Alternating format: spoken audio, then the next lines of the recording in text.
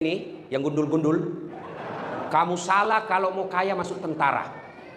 Ibu-ibu, bu, ibu salah milih jodoh kalau mau kaya. Tapi percayalah, dengan tentara bapak ibu, suamimu tentara, bapak pekerjaan tentara, tidak akan miskin. Iya, tapi susah kaya. Boleh kaya, boleh minta pensiun dini jadi pengusaha.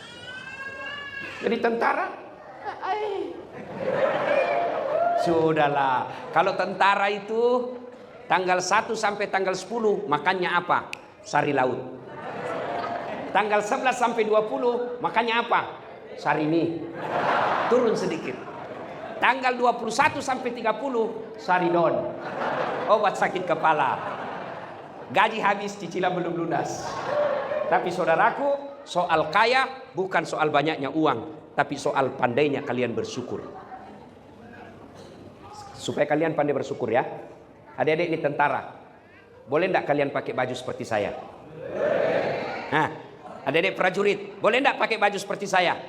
Boleh. Boleh pakai peci seperti saya? Boleh. Tapi boleh saya pakai bajunya Pak Kolonel? Boleh.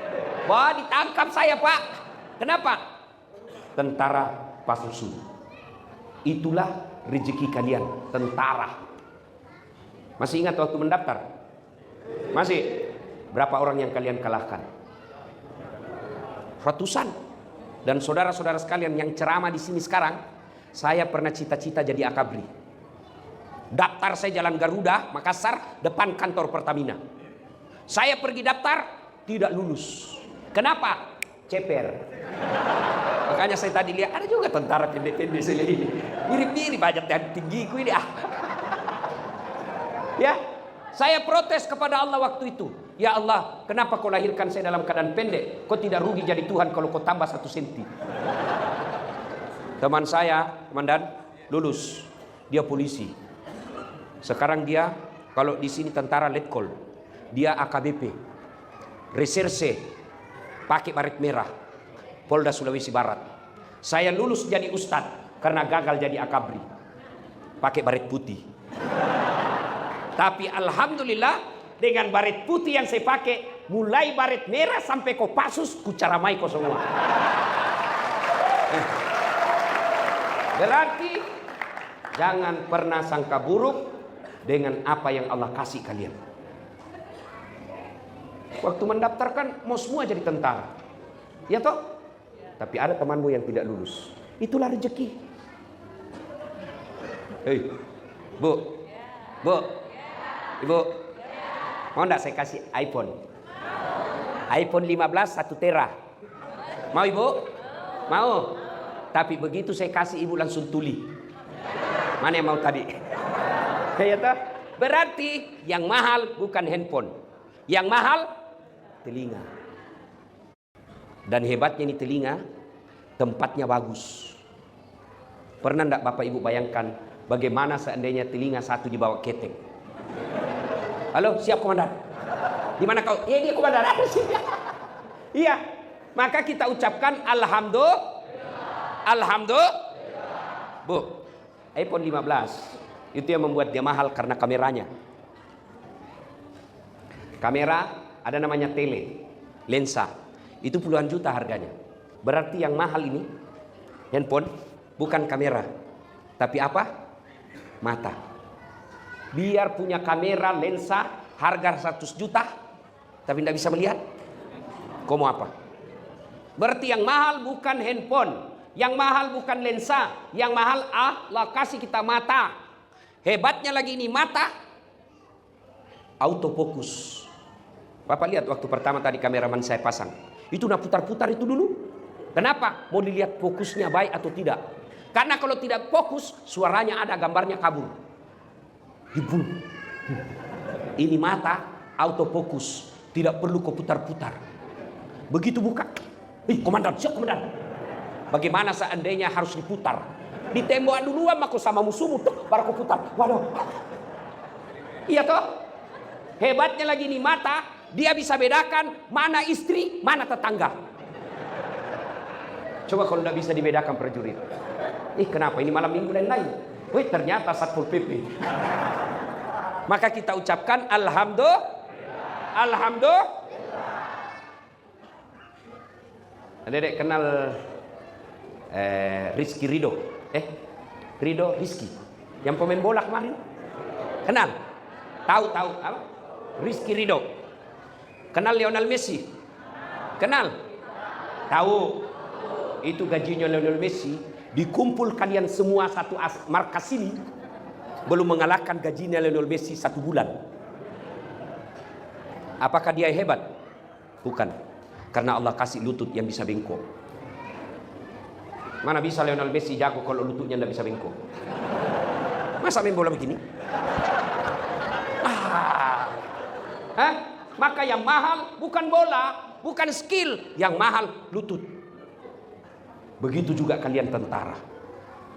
Saya yakin komandan kita Pak Kolonel Irfan tidak bakal jadi tentara, tidak bakal naik jadi jenderal kalau tiba-tiba lututnya tidak bisa bengkok.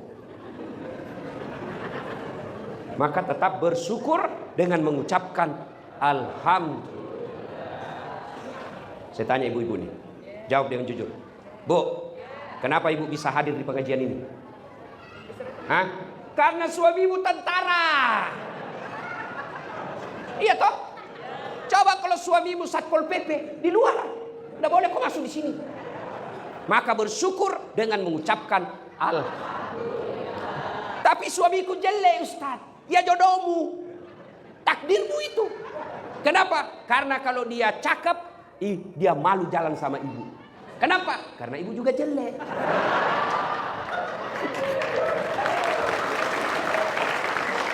Jelas? Maka selalu mengucapkan alhamdulillahirabbil alamin. Jangan pernah sangka buruk dalam hidup ini. Yang membuat kalian menderita, yang membuat bapak ibu susah dan sengsara hati kalau ibu sangka buruk. Bu, tidak mungkin ibu bahagia kalau selalu sangka buruk sama suami. Tidak. Bertahan jadi tentara, anggota Persib, tapi kalau sangka buruk sama suamimu, sudah gaji sedikit, rumah asrama, mobil-mobil tentara, pergi majelis taklim, kalau naik setengah mati. Sudahlah, saya tahu semua ibu. Iya kan? Ya. Tapi kalau selalu sangka buruk, maka sudah kita susah hidup, tidak bahagia lagi. Tapi kalau ibu bahagia, selalu sangka baik, lihat istri orang mewah mobilnya, bagus rumahnya, tapi ibu bisa berkata, meskipun mobilku tidak baik, tidak semegah kamu, tapi suamiku baik, kami rukun rumah tangga. Daripada kau rumahmu bagus, mobilmu mewah, tapi bertengkar tiap hari. Tapi kalau orang kaya bertengkar tiap hari, masih dinikmati dunianya. Tapi kalau sudah jelek, gaji ala kadarnya, rumah bocor-bocor, bertengkar terus, kapan kalian bahagia? Yang herannya bertengkar, hamil lagi. Ada begitu di sini. Maka resepnya bersyukur, sangka baik. Halo ibu, bu, telepon suami pagi, tidak dijawab. Oh, berarti suamiku lagi latihan. Telepon lagi duhur, tidak. Telepon lagi asar, tidak dijawab. Oh, dia lupa HP-nya ini, kasihan. Tiba-tiba masuk WhatsApp teman asrama. Saya lihat suamimu bonceng cewek cantiknya. Oh, berarti suamiku lagi nge-grab.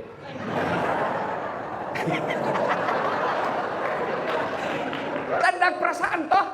Iya. Syukur, sangka baik. Ya, insya Allah kalau selalu bersyukur, kaya kita pak. Kalau kita selalu sangka baik, bahagia hati. Kapan dia kufur, tidak bersyukur, meskipun sudah dikasih banyak, tapi dia selalu merasa kurang, itulah orang miskin. Dan soal rezeki, ibu tidak usah cemas, Allah yang jamin. Mau tahu rahasia rezeki? Saudaraku para prajurit, tahu cicak? Tahu cicak? Apa dimakan cicak, bos? Apa dimakan cicak, bos? Masuk akal enggak? Masuk akal enggak? Enggak masuk akal. Cicak cuma di dinding, nyamuk terbang. Bagaimana ceritanya? Mana bisa makan itu cicak? Satu di dinding, satu terbang. Enggak masuk akal toh. Tapi lagu saya waktu kecil apa dia bilang? Cicak-cicak di dinding, diam-diam merayap, diam-diam merayap. Datang seekor nyamuk, datang. Lagu tidak bilang cicak lompat ke nyamuk. Iya toh? Maka saudaraku, jangan pernah sangka buruk soal rezeki. Allah sudah tahu. Kenapa kami ini gaji sederhana? Allah tahu kalau bapak gajinya banyak, bapak bisa masuk neraka. Tapi aku sudah komandan regu. Mobil masih itu terus. Allah tahu kalau mobilnya suamimu baru, dia punya niat istri baru. Ya toh Pak? Ya. Sudahlah, kalau tentara, mana ada tentara berani sama istrinya? Komandanmu. Dan bilang teman saya, sebenarnya kami ini tidak takut sama istri. Cuma ini istri sedikit-sedikit melapor sama istrinya komandan. Dan komandan juga takut sama istrinya. Kalau saya Bu, saya tidak takut sama istri. Demi Allah saya tidak pernah takut sama istri saya. Cuma istri saya lebih berani dari saya. Ya, resep bahagia, syukur dengan merasa cukup. Yang kedua, sangka baik. Sangka baik. Kenapa saya sudah sekolah, sudah pendidikan, sudah layak, fisik baik, kok saya tidak dikasih jadi komandan? Allah tahu kalau kau komandan, kau tidak mampu memikul tanggung jawab. Sangka baik, maka pasti bahagia. Ya. Nah, Bapak saudara-saudara sekalian. Saudara-saudara sekalian. Berikutnya, itu poin pertama, selalu bersyukur kepada Allah. Nah, sekarang bagaimana poin kedua? Bagaimana cara bersyukur? Bagaimana cara bersyukur? Satu, syukur dengan mengucapkan hamdalah. Alhamdulillahi rabbil alamin. Cuma kalau ucapkan hamdalah, jangan buru-buru. Anakmu lulus. Alhamdulillahi rabbil alamin. Pasti ada bekasnya. Kecelakaan, pesawatnya suami, tapi suamimu selamat. Alhamdulillahi rabbil alamin. Pasti berbekas. Ada mutasi, tapi suamimu baik mutasinya. Alhamdulillahi rabbil alamin. Jangan ucapkan hamdalah, tidak jelas cara ucapkannya, buru-buru dan seperti makan pisang goreng panas. Ada kan orang ucapkan hamdalah tidak jelas. Coba lihat kalau dia berzikir di masjid. Coba lihat berzikir di masjid. Apa dibaca? Subhanallah, subhanallah. Itu yang baik. Tapi biasanya kan cepat dan jelas.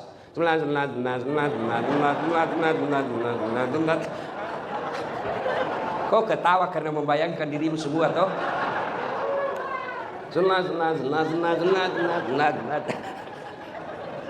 Supaya berbekas, ucapkan hamdalah, usap di dada, mau sempurna, terjemahkan dalam hati. Segala puji bagi Allah, Tuhan seru sekalian alam. Yang kedua, cara bersyukur, sujud syukur. Bagaimana caranya? Seperti ketika sholat, langsung sujud. Di mana Ustaz? Bagus di masjid. Boleh wudhu, lebih bagus lagi kalau ada wudhunya. Kalau tidak ada wudhu, tidak apa-apa. Di dalam tugas, lagi kita apa namanya itu? Latihan. Ada kecelakaan dalam latihan, kita selamat. Alhamdulillahirabbil alamin. Yang kedua, langsung sujud syukur di tempat itu. Dengan ucapan apa? Boleh Bapak contoh ucapan saya, boleh tidak?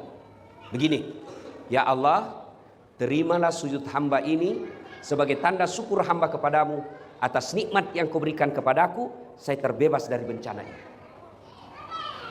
Dapat pengumuman sekolah, kenaikan pangkat, masuk dalam nama kita.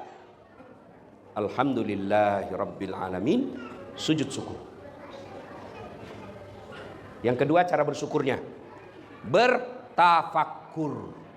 Apa itu bertafakkur? Evaluasi diri. Gimana caranya? Saya lulus jadi tentara. Maka cara bersyukur yang keduanya, Saya gunakan baju tentara saya, amar ma'ruf nahi munkar. Saudaraku para prajurit, kalau saya ceramah, jangan mabuk, jangan minum hamar. Anak muda jengkel, dia kasih kempes ban motorku. Tapi kalau kalian tentara melihat ada mengedarkan minuman dengan baju yang kalian miliki, adakan operasi penangkapan minuman itu, jauh lebih besar efeknya daripada kami yang hanya lisan. Itulah yang disebut menggunakan jabatan kita amar ma'ruf nahi munkar. Dan seorang komandan keliru kalau tidak menggunakan jabatannya masuk surga. Pak Irfan, saya punya pesan. Lebih baik Bapak paksa ini anggota masuk surga daripada dia sukarela masuk neraka. Dengar, lebih baik kalian dipaksa masuk surga sama-sama daripada sukarela masuk neraka. Apa maksudnya? Komandan bilang pengumuman, selama di markas ini, kalau kalian muslim, masuk waktu duhur, datang jamaah di masjid. Kalau saya tidak dapat, suruh push up kau hitungan Belanda. Tahu push up hitungan Belanda? Tahu? 1. Komandan bilang 1, komandan cerita. Nah. 2. Itu namanya dipaksa masuk surga. Itu juga kalau komandannya masuk masjid. Kalau komandan tidak masuk masjid, susah. Maka itulah yang seistilahkan, kalian harus dipaksa masuk surga daripada sukarela masuk neraka. Coba kalau saya, Pak. Ayo saudara-saudara sekalian prajurit. Markas apa?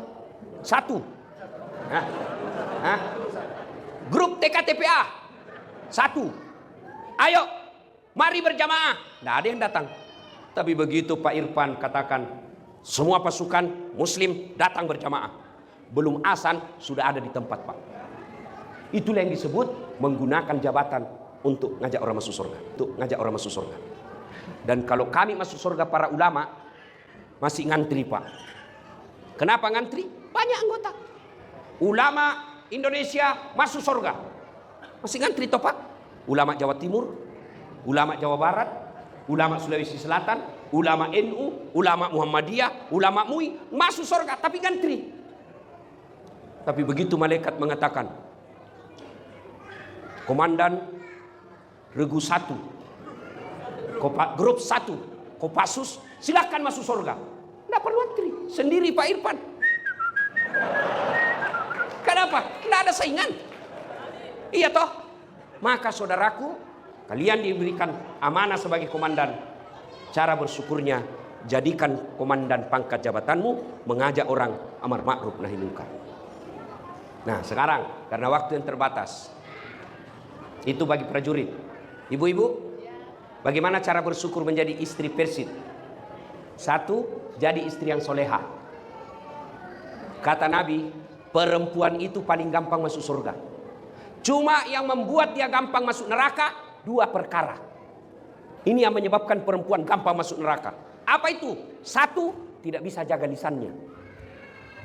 Gosip. Kalau begini-begini, kumpul begini masih gosip itu. Dia tidak gosip tapi mukanya sinis. Ada orang masuk, dia lihati dari kepala sampai kaki.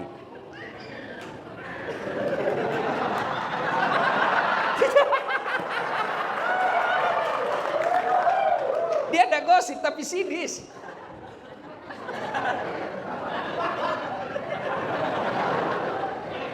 Kalau dia berdua, sudah tambah. Apa? Dia bilang 1. Kenapa? Tidak serasi kudungnya sama roknya. Dia bilang iya kayak umbul-umbul. Ya?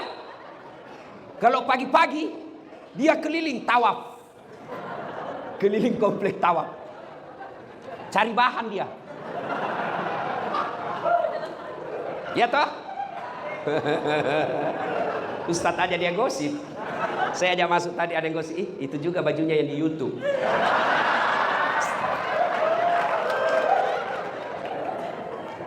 Bu, mau gampang masuk surga? Jaga lisan. Gimana wujud konkretnya bersyukur kepada suami? Suami pergi tugas, suami pergi latihan, suami pergi kerja, istri soleha tinggal di rumah. Dia tidak pergi tawaf, dia tinggal di rumah sholat duha. Selesai sholat duha, dia berdoa, ya Allah, Engkau yang mengatur segala perkara dunia suami saya. Lindungi dia dalam pekerjaannya, mudahkan dia mencari nafkah, perbaiki pangkat jabatannya. Kalau rezekinya masih di atas langit, turunkan. Kalau masih dalam tanah, munculkan.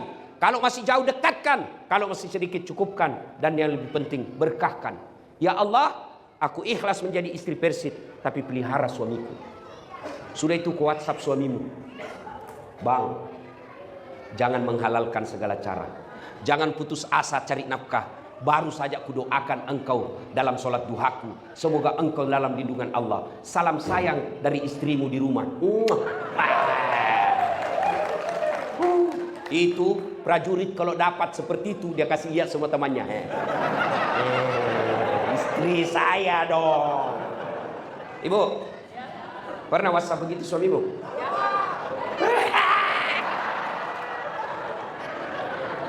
Paling WhatsAppnya apa? Jangan lupa singgah beli gas. Masih baik kalau gas. Ya saya suruh pembalut. Masa tentara beli pembalut? Bu, sholat duha.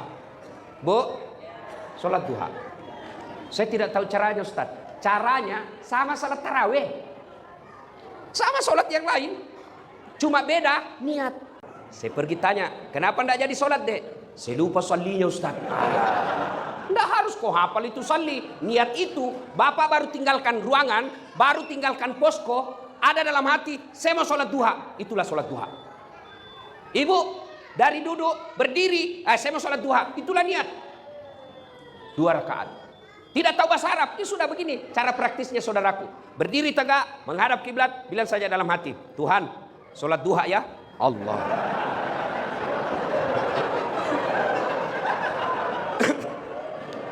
Boleh. 2 rakaat berikutnya ulang lagi. Tuhan, masih seperti yang tadi.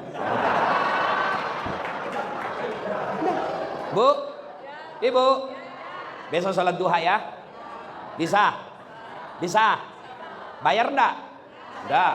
Gratis. Memang sunnah membaca wadduha kalau hafal. Kalau tidak hafal, surah apa saja. Bahkan boleh tidak pakai surah pendek. Waladhdallin. Amin. Bismillahirrahmanirrahim. Yasin. Allahu Akbar. Boleh. Ya, daripada ibu baca Al-Kafirun, hafal setengah, nyasar ibu itu. Wala antum abiduna ma'abud, wala ana abidu ma'abadtum, wala antum abiduna ma'abud, wala ana abidu ma'abadtum, wala antum abidu, wala.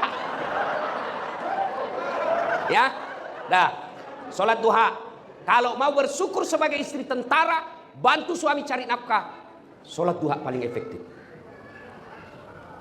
Ibu saya sekarang usia 86 tahun. Setiap pagi kalau saya telepon, Mak, agak tapi kau bahasa Bugis. Beli apaan? Dia kada, saya lagi mandi. Pure. Setelah itu apa? Kau sampai jadi duha. Dan siapa yang didoakan? Bukan dirinya, anaknya. Kenapa? Kalau anaknya sukses, ibunya pasti dapat. Itulah istri yang baik. Jangan suami pergi tugas, ibu juga pergi keluyupan. Suami pergi tugas, ibu juga pergi keluyupan.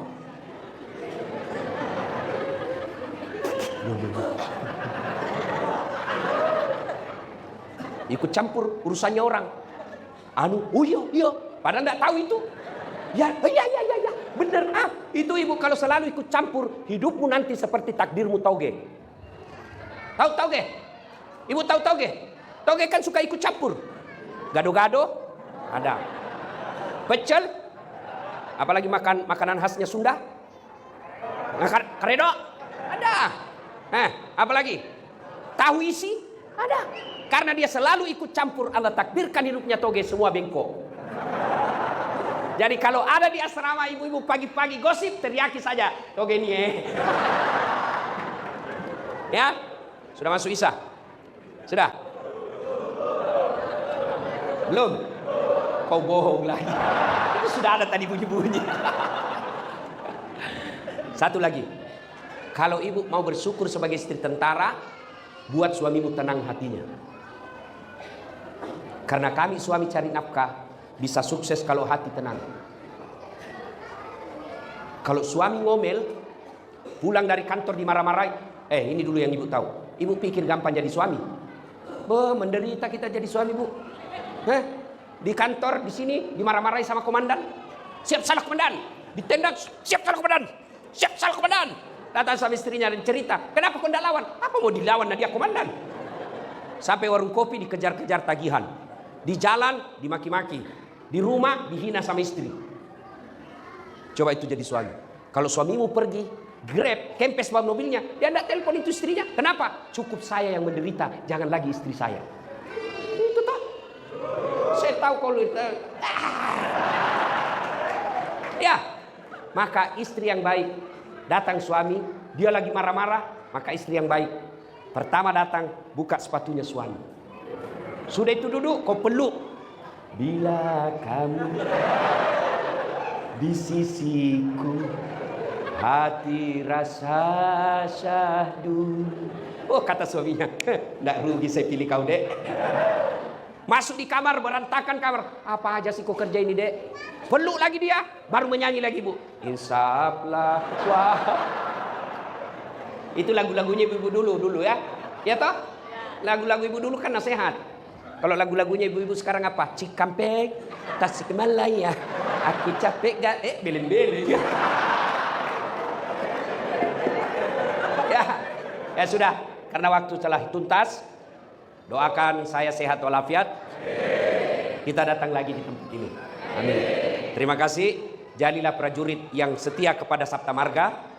Jadilah prajurit yang cinta kepada ulama, mencintai rakyat. Karena kami rakyat ini, ketika ada masalah dengan bangsa dan negara, kami ulama hanya pandai berdoa. Tapi kalian para prajurit punya senjata, maka cintai rakyat dan negara dengan senjata yang kalian miliki. Para ibu-ibu prajurit, memang menjadi istri prajurit tidak akan bisa kaya raya. Tapi insya Allah ibu tidak akan jadi miskin. Caranya bersyukur kepada Allah. Jadilah istri yang soleha dengan cara membantu suami dalam sholat duha dan menjadikan istri di rumah, membuat hati suami tenang di rumah. Mudah-mudahan ada manfaat. Lebih dan kurangnya mohon dimaafkan. Usikum wa nafsi bitaqwallah. Assalamualaikum warahmatullahi wabarakatuh.